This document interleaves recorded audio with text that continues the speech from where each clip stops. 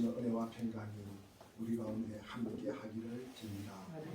제 두 번째 주일 아침입니다. 우리는 설레는 마음으로 주님 앞에 나왔습니다. 두 번 없는 기회입니다.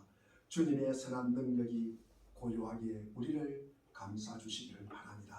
예배드리는 모든 이들, 이 자리에 주님을 사모하는 모든 이들, 그리고 특별히 말씀을 가까이 하고 말씀을 사모하고 말씀을 듣기를 원하는 자들에게 말입니다. 지난 주일에는 산상교훈의 주제기인 마태복음 6장 8절로 전하였습니다. 너희는 그들하고 같은 사람이 되지 마십시오.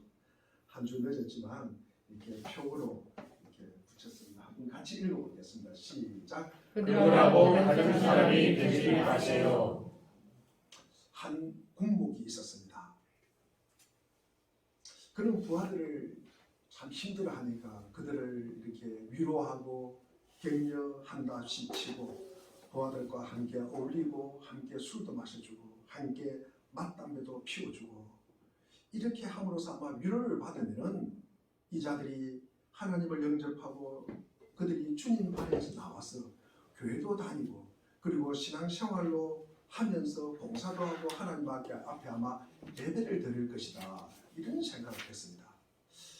그런데 어떻게 되었겠습니까? 어떻게 되었겠습니까? 절대 그런 일은 일어나지 않습니다. 오히려 돌아서서 욕합니다. 교회 다닌다는 목사가 예수님을 믿는다고 오히려 내 주먹을 믿는 게 훨씬 낫다. 우리 한번 냉정하게 생각해 보겠습니다. 교회를 다니거나 안 다니거나 똑같다 그러면 왜 우리가 교회에 나왔겠어요?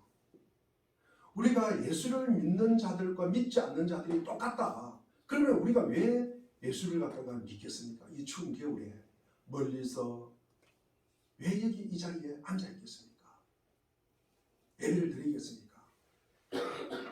우리가 다른 무엇이 분명히 믿는 자들이 있어야 된다. 제가 한번 말씀을 드렸습니다. 세상 사람에게는 없는 그 무엇인가가 있어야 된다. 그 무엇인가의 매력에 이끌려서 세상 사람들이 우리를 따라 교회로 발걸음을 한 걸음 한 걸음 내딛는 것입니다. 오늘날 세상 사람들은 무엇을 의지하고 무엇을 추구합니까? 기회만 주어지면 솔직하게 말해서 등 따시고 배부르면 위로부터의 말씀과 간섭으로부터 벗어나려고 합니다. 이런 핑계 저런 핑계를 갖다가 합니다. 오히려 배운 자들은 이성적인 논리로 과학적인 근거로 합리화를 시킵니다. 많은 사람들에게 도덕이라고 하지만 그리고 예수 그리스도인들이 진리고 생명이라고 말하지만 이 개념을 다 상대화 개념으로 바꿔버립니다. 그 영향으로 어느 때는 잠잠하다가도 어느 때는 또 불안하고요, 화를 내고요, 어느 곳에서는 주님의 임재가 있는 것 같이요, 눈물도 흘립니다. 그러나 어느 곳에서는 화인 맞은 자처럼 전혀 무감각합니다. 우리가 교회를 다니고 예배를 드리고 기도를 드리고 성령 충만을 받았다고 하지만 늘 진정한 안식과 평강을 누리지 못한다는 거죠. 그뿐 아닙니다. 억압보다는 왜 자유가 더 좋을까? 우리가 사리사욕보다는 왜 정의가 더 좋은지를, 그리고 폭력보다는 비폭력이, 죽음보다는 생명이 왜 좋은지를, 그리고 악보다는 선이 좋고 미움보다는 사랑이 좋고 거짓보다는 진실이 좋고 낙심과 절망보다는 비전과 꿈이 더 좋다. 평화, 전쟁보다는 평화가 어떤 경우에도 더 좋은 것임을 프로이드는 평생 동안 이성적으로 이것을 입증하려고 했습니다. 그러나 그 입증은 실패를 합니다. 더 우리가 노골적으로 이야기하면은 우리는 나의 이익이 된다면, 그리고 내가 행복해진다면, 내가 편할 수만 있다면은 거짓말도 해도 도둑질도 해도 가늠도 해도 살인을 하지 말아야 할 이유가 무엇인가? 그것을 갖다가 찾지 못한다는 것입니다. 우리가 오픈되고 우리가 공개되었을 때 그런 두려움 말고 혼자 있을 때도 은밀해도 하지 말아야 할 이유가 무엇인가? 내가 발각되지 않아도 내가 하지 말아야 할 근거가 그것이 무엇인가? 우리는 왜 인간적이어야 하는가? 우리는 왜 정의로워야 하는가?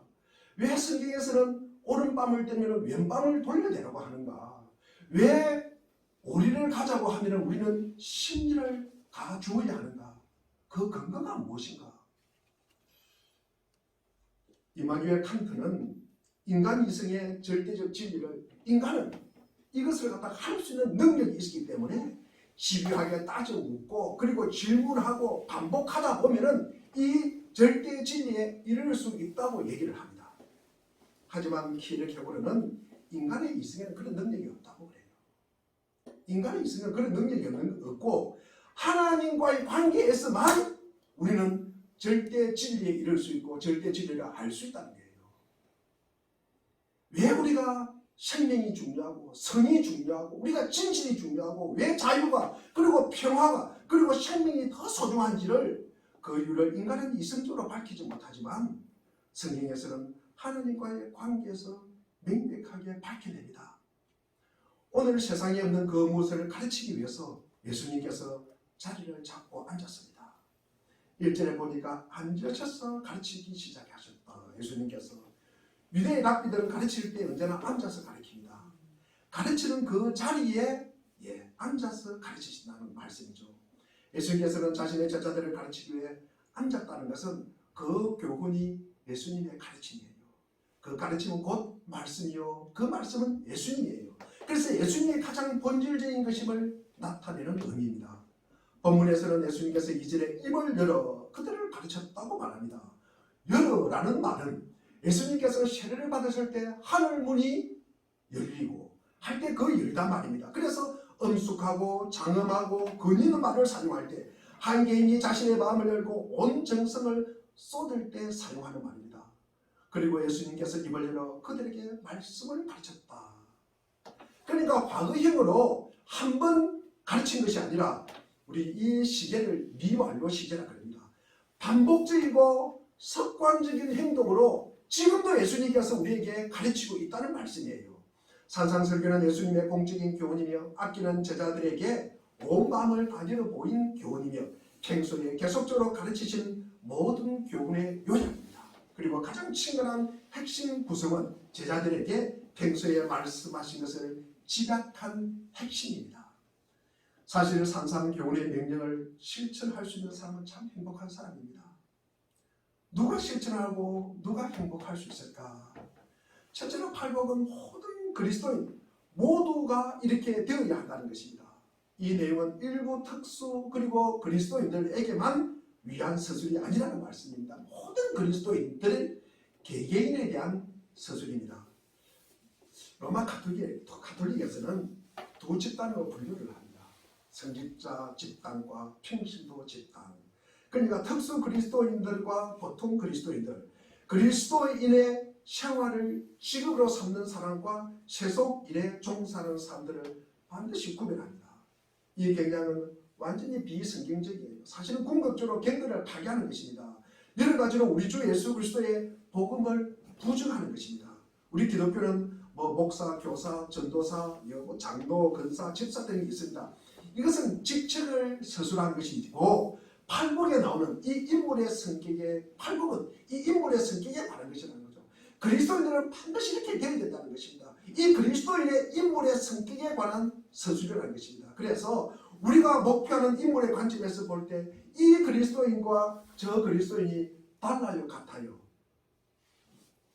달라요, 같아요? 똑같습니다. 똑같습니다. 이 그리스도인, 저 그리스도인 똑같습니다. 우리가 로마서 1장 7절에 보니까 성도로 부르심을 모든 받은 자, 성도로 부르심을 받은 자, 우리 모두는 성도로 부르심을 받은 자입니다. 지금도 예수님께서는 문 밖에 서서 문을 두드리고 계십니다. 팔복은 만번의 기도를 응답받은 자 누구예요?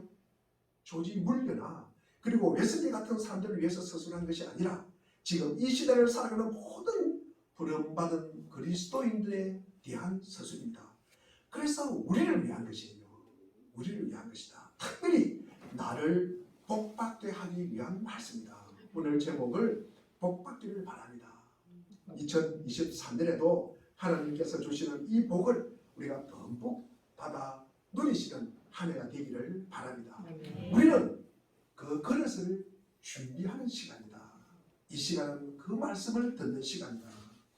두 번째로 팔복은 누구를 위한 것이냐? 모든 그리스도인을 위한 것인데 모든 그리스도인들은 이런 특징을 나타내게 되어 있다는 것입니다. 다시 말해서 어떤 사람은 이런 특징을 나타내고 어떤 사람은 이런 특징을 저런 특징을 나타낸다 그런 말이 아닙니다. 어떤 사람은 심령이 가난하게 되고 어떤 사람은 애통해야 하게 되고 어떤 사람은 화평하게 해야 된다.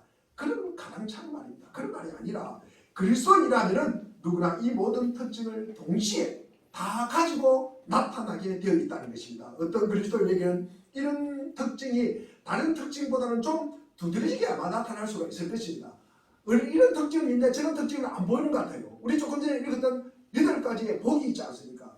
그것은 재성이에요. 우리 속에 남아있는 재성이에요. 우리 속에 남아있는 불완전성입니다. 팔복은 하나의 완전체로 되어 있습니다. 우리는 이것을 분리시킬 수가 없습니다. 그러므로 어느 사람에게 팔복이 하나가 다른 사람에게 비해 좀 더 두드러지게 나타날 수는 있으나 그럴 때도 팔복은 그에게 모두가 있는 것입니다. 팔복에 아마 비율을 우리가 따지면 조금씩 변화가 있을 수 있습니다. 그러나 팔복은 모든 그리스도인들에게 나타나는 표현이에요. 그리고 그것이 성품이에요. 그것이 기질이 되는 것입니다. 그것은 모두 동시에 나타난다는 말씀입니다. 그리고 팔복은 또 누가 받을 수 있을까? 이런 어느 누구 하나하나가 세상에 태어나면서부터 나는 이런 성품을 가졌다. 그런 것 없습니다. 각 특징은 오직 성령의 살리에 있으면 하나님의 은혜로 산출될 수 있는 하나님의 성품인 것입니다. 어느 누가 팔복에 서술된 심령이 가난하고 그리고 마지막으로 의를 위하여 박해를 받는 이런 모습이 태어나면서부터 가지고 있는 사람은 아무도 없습니다.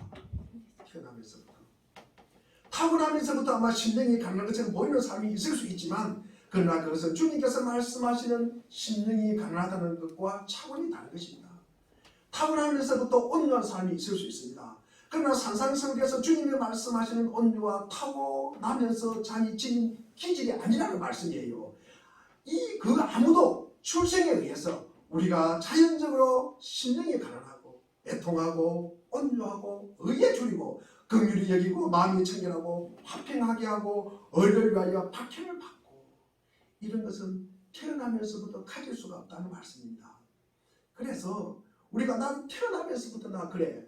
나 원래 태어나면서부터 그런 사람이야. 나 태어나면서부터 성질이 급해가지고 버럭버럭 화를 내. 나는 태어나면서부터 나는 일찍 일어날 수가 없어. 난 원래 그래. 고치기 어려워. 나는 변화되지 않아. 미안하지 말고 그것은 거짓일 가능성이 훨씬 많습니다. 더 정확하게 말하면 하나님을 만나지 못했다는 거죠. 그리고 하나님을 만나지 못했다는 반증이요 변명이라는 것입니다.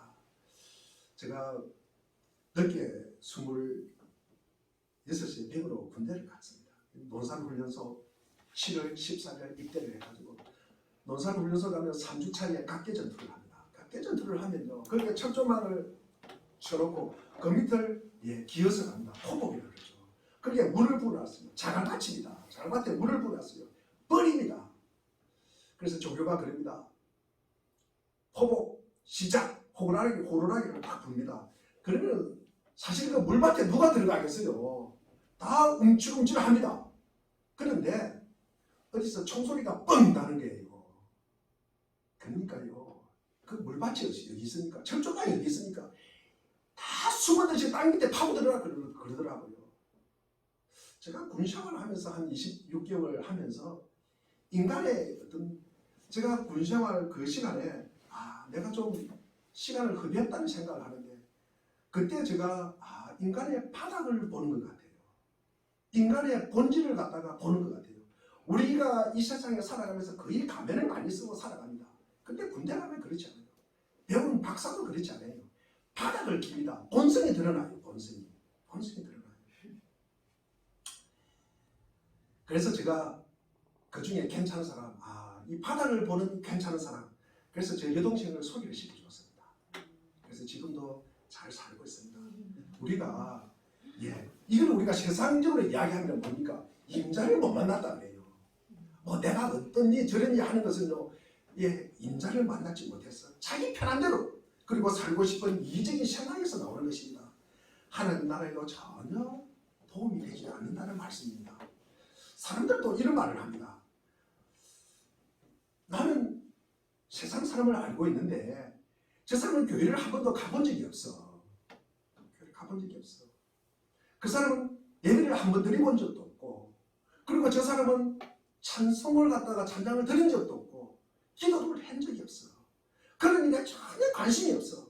그런데 그 사람을 보니까 예배를 드리는 사람보다도, 그리고 눈물 흘리면서 찬송하는 보다도, 그리고 금식하면서 기도하는 사람보다도 훨씬 더 그리스도인 것 같아요. 그리스도인 것 같아요. 아마 이런 사람들을 우리가 가끔 볼 겁니다. 그 사람은 늘 배려심이 많고요, 예의도 많아요. 그리고 그 사람이 말하는 거 보면 남을 비방하지도 않아요. 늘 선행을 일삼습니다. 이런 사람들은 그들 속에 팔복의 모든 특징이 눈에 띄는 것 같아요. 이런 사람을 우리가 기독교 그리스도인으로서 신앙 고백을 하지 않지만도 이를 갖다가 우리가 그리스도인이라고 할 수 있을까? 아마 이런 걸 우리 고민을 할 거예요. 우리가 거꾸로 생각하면 우리가 그렇게 교회에서 예배를 드리고 살아도 그렇지 않은 사람이 많잖아요. 배려심도 없고요, 입만 벌리면 남 비방하고요, 그런 사람이 많잖아요. 그럼 이것을 갖다가 우리가 어떻게 이해하고 받아들이고 살아가야 될까요? 그런 사람들을 보면서 교회 다니는 환멸을 느끼는 거예요. 환멸을 느낍니다. 자, 그렇다면은 우리가 그런 사람이 더 교회를 다니지 않고, 그리고 비그리스도인에도 불구하고 세상 사람에도 불구하고 그런데도 그리스도인의 모습이 나타난다. 그것은요, 우리가 팔복의 특징을 알지 못하는 혼란에서 나오는 것이다. 팔복에 나오는 복은 하나님의 은혜로 산출된 복이다. 다시 말하면 타고난 특징이 팔복과 일치되는 조건과 특징이라고 말한다면 이 말은 아주 부당하다는 것입니다. 사람들이 어느 정도까지는 자기 자연 기질을 지배할 수는 있어도 그의 자연 기질을 결정할 수는 없기 때문입니다. 우리들 가운데 태어날 때 뭐 전투적인 사람도 있고 좀 조용한 사람도 있고 차분한 사람도 있을 수 있습니다. 그리고 민첩하고 조금 재빠른 사람도 있고 느린 사람도 있습니다. 우리는 우리 자신의 타고난 모습을 발견할 따름입니다. 이들을 상대로 영성과는 무관한 것입니다. 사람과 하나님과의 관계와도 상관이 없습니다. 우리가 이런 것을 보고 그리스도인, 비그리스도인을 갖다가 구별하는 것은 아니라는 말씀입니다. 우리들의 태생과 출신이 어떠하든 우리는 모두 그리스도인으로서 팔복의 말씀을 실천하며 누릴 수 있게 작정되어 있을 뿐만 아니라 이렇게 될 수가 있다는 것입니다. 이것이 복음의 영광스러움입니다. 복음은 천성으로 가장 교만하고 가장 거칠은 사람도 심령이 가난한 사람으로 바뀔 수가 있다.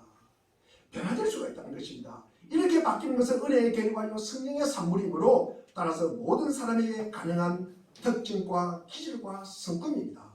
그래서 주님을 만나고 그분으로부터 주시는 이 은혜의 산물을 나타내는 성품을 타고난 기질과 반드시 혼동해서는 안 된다. 동시에 타고난 용언하고도 우리가 정의해서도 안 된다는 말씀입니다. 그러면 무엇이 달라야 합니까? 우리가 그리스도인, 비그리스도인 사이에 근본적인 차이점이 무엇일까? 우리는 교회를 외부 사람들에게 매력 있는 곳으로 만들어야 한다고 우리가 자주 그런 말을 합니다. 그래야 세상 사람들이 올 것 아니냐. 그 사람들이 교회에 매력을 느끼고 발을 디딜 거 아닌가. 그런 말을 자주 합니다. 그렇다고 우리가 할 수가 있다면 세상 사람들과 비슷해지라는 말씀입니까? 우리가 조금 전에 말씀드린 것처럼 한 군목처럼 함께 어울리고 함께 논다고 예수 그리스도의 복음이 진해지는 것입니까? 절대 그렇지 않습니다. 그런 식으로 사람들이 교회 안으로 밀려 들어오지 않는다는 말씀입니다. 오직 복음의 영광스러움으로 교회가 세상과 절대로 다를 때에만 세상 사람들을 끌어들이게 되어 있는 것입니다. 세상이 처음에는 교회를 미워해도 교회의 메시지에 귀를 기울이게 되는 것은 복음을 만날 때입니다.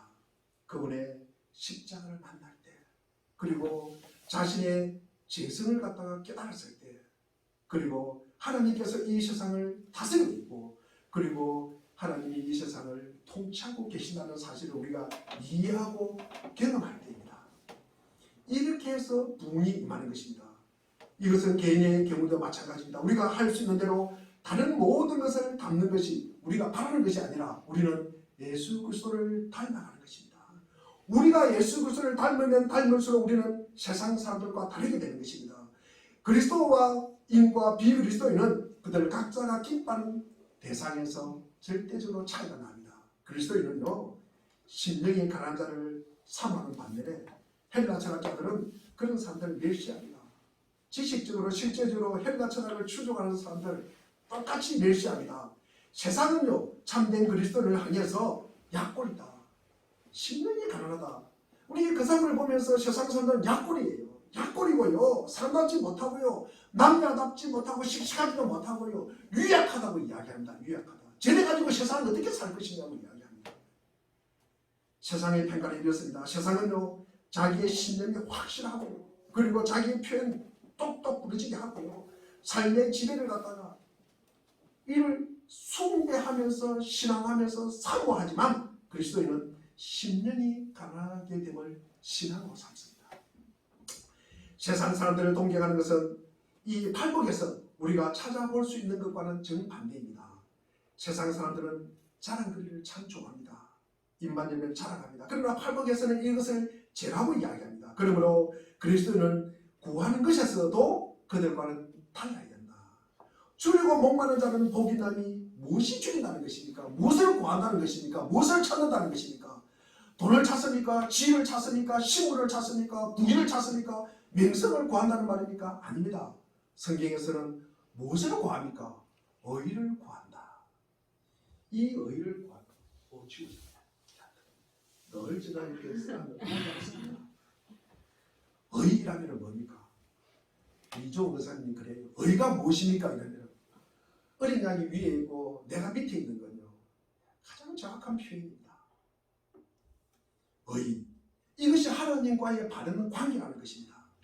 하나님과의 바른 관계 안에서 우리가 물질을 구해요. 거기 안에서 지식을 구해요. 그 안에서 우리가 영성 생활까지 구한다는 말씀입니다. 예수님께서 세례를 받으시면서 뭐라고 그랬습니까? 마태복음 3장 15절에 보니까 모든 의를 이루는 것이 합당하다, 마땅하다. 의를 이루기 위해서 본인이 세례 요한에게 사람에게 세례를 받는 거예요. 마태복음 6장 33절 너희는 먼저 그의 나라와 그의 의를 구하라. 그리하면 먹을 것, 마실 것, 입을 것 더하여 주겠다는 것입니다. 베드로후서 3장 13절에 의가 있는 곳에 새 하늘과 새 땅이 있다. 우리 한번 읽어보겠습니다. 시작. 그러나 우리는 주님의 약속을 따라 정의가 이끌어내는 새 하늘과 새 땅을 기다리고 있습니다. 이 세 번역으로 정의된 우리가 개정판에 보면 의가 있는 곳, 의가 깃들어 있는 곳, 거기 새 하늘과 새 땅을 기다리고 있다. 제가 아마 평생 이 말씀은 잊을 수가 없을 것 같아요. 제가 새벽 예배 드릴 때 이 말씀을 인용하면서 베드로전서 3장 13절에 그랬어요. 찾으니까 없어요. 그래서 얼마나 되게 식은땀이 난지 모릅니다. 제가 베드로전서 3장 13절을 찾으니까 이 말씀이 안 나오는 거예요. 꼭 우리가 기억하고 베드로후서 3장 13절임을 기억하시기를 바랍니다. 비그리스도인들이 먼저 원하고 바라는 것은 그리스도인과 다릅니다. 무엇이 다를까? 의와는 항상 다르다는 것을 아실 것입니다. 그러므로 그들의 행함도 이와 전혀 다르다는 것은 두말할 필요가 없습니다. 세상 사람들이 사모하고 추구하는 것이 다르다면 그에 따른 행실도 다를 것입니다. 그러므로 그리스도인과 비그리스도인은 생활이 본질적으로 다른 거예요. 비그리스도인들은 매사에 있어서 철저합니다. 세상을 위해서 산다고 말합니다. 그는 이 세상만 있을 뿐이므로 나는 세상에서 돈에 넣을 수 있는 모든 것을 얻어야겠다. 내가 이 세상에서 얻을 수 있는 모든 것을 내가 다 얻어야 되겠다. 이런 생각을 하기 때문에 그렇습니다. 반면에 그리스도인들은 이 세상을 위해서 살지 않습니다. 그리스도인들은 세상을 크고 영원하고 그리고 영광스러운 곳에 들어가는 하나의 과정으로 간주하기 때문입니다. 그래서 우리가 이 땅에 있을 때 새 하늘과 새 땅에 들어가는 것이 결정이 되어요. 그래서 우리가 이 땅에 하직하고 나면 그때 후회해도 소용이 없습니다. 그래서 우리가 이 땅에 존재하는 가치와 의미가 있는 것입니다. 그의 소망이 다르기에 그는 다르게 살아야 하겠다고 느끼는 것입니다. 세상에 속한 사람이 철저한 만큼 그리스도인 역시 철저해야 합니다. 대충 살면 안 됩니다. 대충 살면요 세상 사람들에게 손가락질 당하기 딱 십상입니다. 그리고 그리스도인이라면 세상에 속한 사람들과 또 달라야 됩니다. 베드로는 우리가 이런 관점에서 베드로전서 2장 우리가 9절을 한번 보겠습니다. 베드로전서 2장 9절. 이 베드로가 지금 세상 사람, 우리는 그리스도인은 어떻게 살아야 된다. 그 신분과 정체성을 우리에게 밝혀주는 말씀입니다. 한번 읽어보겠습니다. 시작. 그러나 여러분은 신발을 가지시고요, 왕과 제사장이요, 거룩한 민족이요, 하나님의 선을 백성이십니다. 그래서 여러분을 어둠에서 불러내어 창조의 놀라운 빛 가운데로 인도하신 분의 업적을 여러분이 선포하는 것입니다. 아멘. 어두운 가운데서 불러내어서 그의 기이한 빛에 들어가도록 우리가 불러내심을 받은 백성임을 우리가 진실로 믿어야 된다는 거예요. 우리는 이것을 그리스도의 영광을 나타내기 위해서 우리에게 되어진 일로 믿어야 하는 것입니다. 그런 다음에 베드로는 이렇게 계속 말합니다. 베드로전서 2장 11절과 12절에 보면 사랑하는 여러분, 나는 나그네와 구름이 같은 여러분에게 근합니다. 우리의 정체성은 이 땅에서 뭡니까? 나그네예요. 나그네입니다. 영혼을 거슬러 싸우는 육체적 정욕을 멀리 하십시오. 12절에 여러분, 이방 사람 가운데 행실을 바르게 하십시오. 그렇게 해야 그들은 여러분들은 악을 행하는 자라고 욕하다가도 여러분의 바른 행위를 보고 하나님께서 찾아오시는 그날에 하나님께 영광을 돌릴 것이다.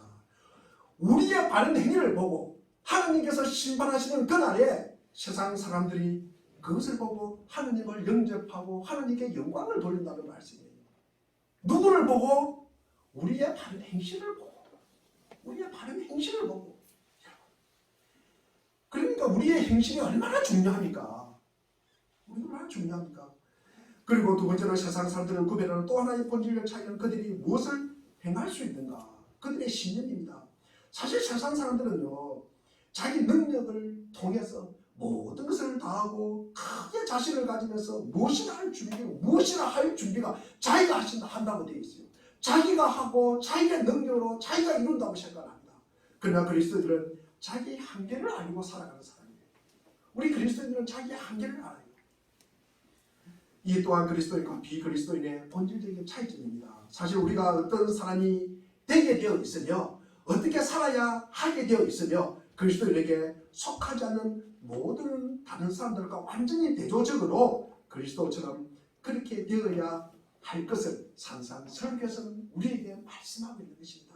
그러므로 우리 중에 그 누가 지금까지 세상에 속한 사람들처럼 되려고 애쓴 사실 때문에 양심이 아마 가치를 느끼는 사람이 있다면 이제부터 그렇게 하지 말아야 한다는 것입니다. 세면적으로 비그리스도인과 그리스도인의 이 두 개의 차이는 전혀 다른 세계에 속합니다. 사실 오늘 우리가 팔복에서 첫 번째 복이 뭐였습니까? 3절에 나오는 심령이 가난한 자는 복이 있나니 그들이 천국의 그들의 것이다. 그리고 제일 우리 마지막에 10절에 나오는 여덟 번째 복은 뭡니까? 의를 위하여 박해를 받는 자는 복이 있나니 그들이 뭐한다? 천국이 그들의 것입니다. 그래서 우리 처음에 복의 시작과 마지막 복의 시작, 이 복받은 복의 약속의 보상이 무엇입니까? 천국 소유하는 거예요. 천국 소유하는 것입니다. 천국이 그들의 것입니다. 그래서 심령이 가난한 자에게 받는 복도 천국이 그들의 것이고, 그리고 의를 위하여 박해받는 자도 천국이 그들의 것입니다. 주님이 천국으로 시작하여 천국으로 끝맺으신다는 말씀입니다. 우리 자신에 대해서 분명히 해야 할 것은 우리가 전혀 다른 세계에 소속되어 있다는 사실입니다. 너희는 본질에서만 다르지 않아. 너희는 전혀 다른 두 세계에 살고 있어. 너희가 이 세상에 있기는 하지만 이 세상에 속해 있지 않아. 너희는 다른 백성들과 함께 살고 있지만 너희는 다른 나라의 신이다 라고 예수님께서 말씀하시는 것입니다. 천국이란 무슨 뜻입니까? 천국은요, 하나님의 나라예요. 하나님의 나라와 별반 차이가 없습니다. 사실 마태는 하나님 나라라고 하지 않고 천국이라고 이런 표현을 자주 씁니다. 그 대답은 마태가 원래 유대인을 상대로 쓴 복음이 마태복음입니다. 그래서 마태의 주요 목적은 이 유대인들의 천국관, 그러니까 하늘나라에 대한 생각을 갖다가 정정해 주고 싶은 거예요.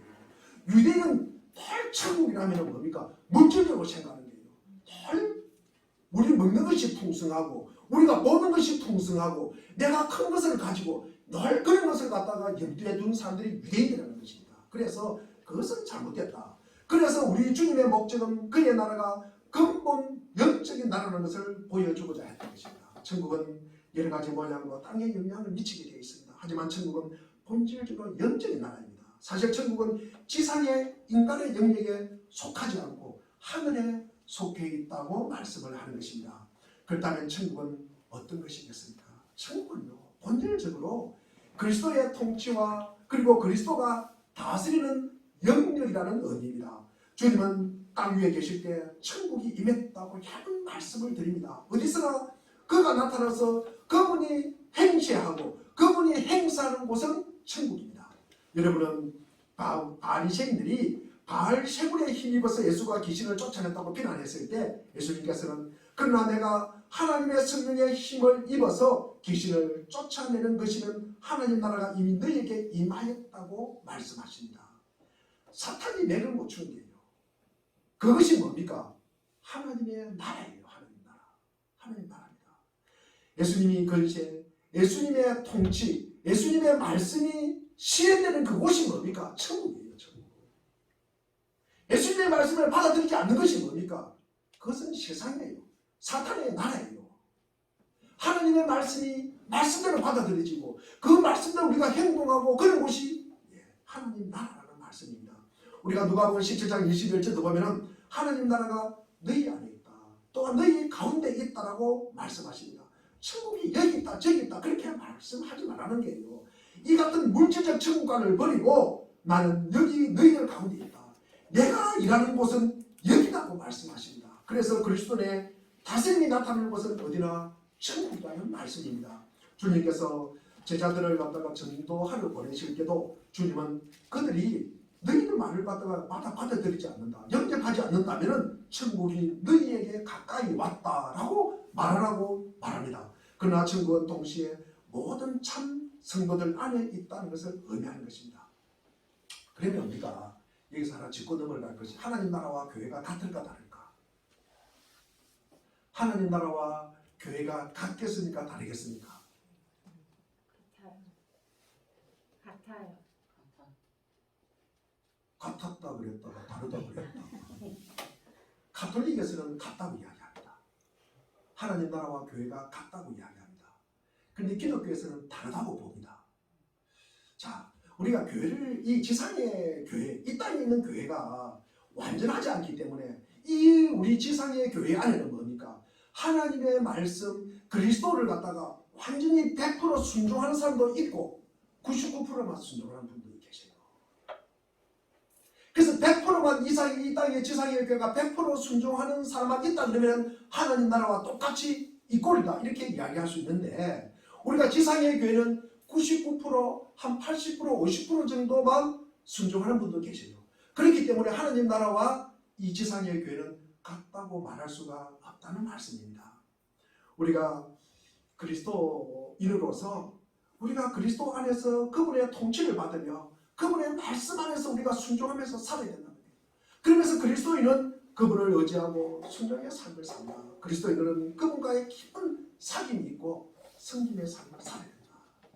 이 바울은 골로새서 1장 13절에 우리를 흑암의 근시에서 건져내사 그의 사랑의 아들의 나라로 옮기신 아버지께 감사를 드렸습니다. 그 사랑하는 아들의 나라가 무엇입니까? 하나님 나라입니다. 곧 하늘나라요 우리가 들어갈 새하늘 새 땅입니다. 또 바울은 빌립보서에서 우리의 시민권은 어디에 있다고 말합니까? 빌립보서 3장 20절에 보니까 우리의 시민권은 하늘에 있습니다. 그죠? 그곳으로부터 우리는 구주로 오신 주 예수 그리스도를 기다리고 있습니다.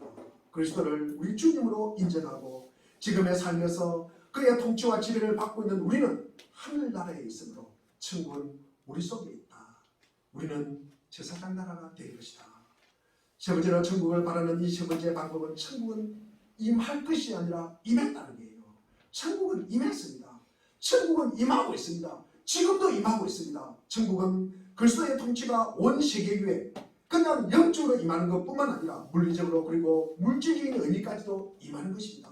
이 세상 사람들이 우리 주와 그리스도의 나라가 될 날이 오고 있습니다. 그때는 천국이 완전한 행태로 온전히 임할 것입니다. 그리고 모든 것은 그의 통치와 지배를 받게 될 것이다.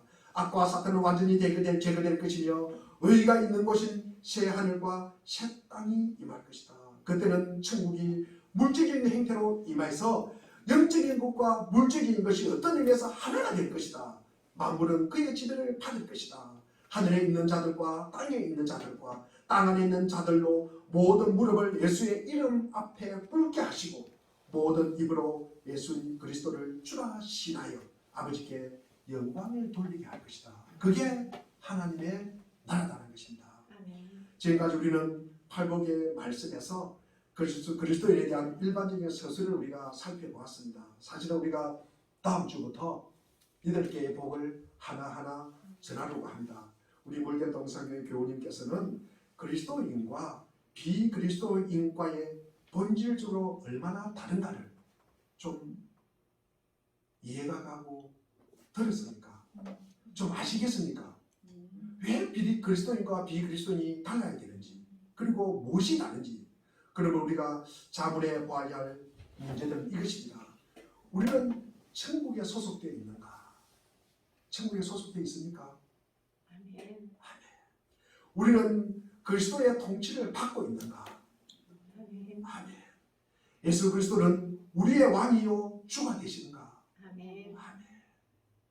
우리는 매일의 생활에서 이런 자질을 나타내고 있는가? 아멘. 이렇게 하는 것이 우리의 소망이 되고 있는가? 아멘. 아멘. 우리가 이렇게 작정되어 있다는 사실을 알고 있는가? 아멘. 아멘. 우리는 참으로 복된 자인가? 아멘. 아멘. 우리는 행복한가? 아멘. 우리는 주님으로 가득 채워져 있는가? 아멘. 아멘. 우리는 평화를 얻었는가? 아멘. 하는 것입니다. 우리의 상태는 어떠합니까? 여러분에게 질문을 던졌습니다. 참으로 복되며 행복한 사람은 주님께서 복되다고 말씀하신 사람들입니다. 아멘. 우리 주님께서 복되다고 말씀하신 그 사람이 복된 것이에요. 우리의 상태는 어떠합니까? 하지만 팔복에 대한 우리의 즉각적인 반응에 따라서 우리가 어떤 사람인가가 정확하게 아마 판별될 것입니다. 내게 팔복의 말씀이 거칠고 가혹하고 그리고 이렇게 받아들이지 않는다. 그러면요, 팔복이 내가 싫어하는 사람의 인물의 성격과 삶의 양상을 묘사한다고 느껴지면은 내가 완전한 내가 그리스도인이라고 하기는 좀 조금 차이가 있다. 곤란하다. 만일 내가 이렇게 되고 싶지는 않지만 나는 허물과 죄로 아마 이것을 부정한다 그러면은 내가 허물과 죄로 죽은 사람임에 틀림이 없습니다. 사실 그러나 내가 보잘것없는 자이지만 내게 그렇게 되고자 하는 소원이 있을 때, 그리고 내가 아무리 부족하더라도 이것이 소원이요 무용일 때 내 속에는 생명이 있다는 증거이며 나는 하나님의 자녀임에 틀림이 없을 것이며 하늘나라와 하나님의 아들의 나라의 시민임에는 틀림이 없을 것입니다. 결국 우리는 그리스도의 기본 성격을 분명하게 깨닫고 있는 사람이 행복하다는 것입니다. 그리고 우리 모두 그리스도를 닮아서 즐거움과 기쁨으로 하나님의 나라를 사모하며 믿음의 사람으로 변하게 될 것입니다. 그게 바로 팔복을 누릴 수 있는 그릇이요 지름길입니다. 우리가 2023년에 복 받기를 원합니다. 복이 가장 헛된 복이 되지 않으려면 지금 그 복의 실현을 위해서 가장 작은 일이라도 하나 시작해야 합니다. 하나님이 우리를 공동체로 불러주신 것은 서로에게 든든한 버팀목이 되어주라는 명령입니다. 우리는 혼자 아닙니다. 홀로 그리고 함께 걷는 길이 신앙의 길입니다. 맹랑함과 유쾌함으로 이 나그네의 순례의 길을 걸어야 합니다. 어둠을 밝히는 작은 등불이 되어야 합니다. 우리가 매일 매 순간 주님의 밝은 얼굴을 바라보면서 세상을 사랑으로 우리가 물들이는 우리 모두가 되기를 주의 이름으로 축원드립니다. 아멘. 기도하겠습니다.